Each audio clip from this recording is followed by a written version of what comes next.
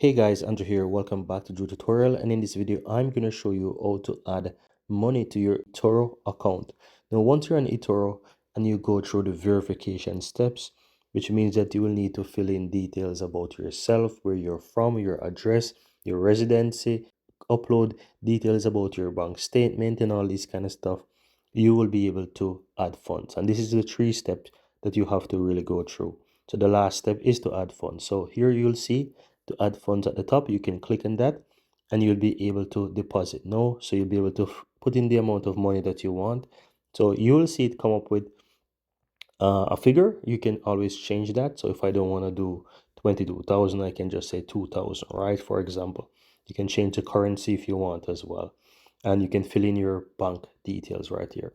Alternatively, you can go to wallet on the lower right hand side, and here you will see the option to add funds as well. So you tap on that and you do the same thing. You deposit now and you fill in the details about how much money you want to fill in.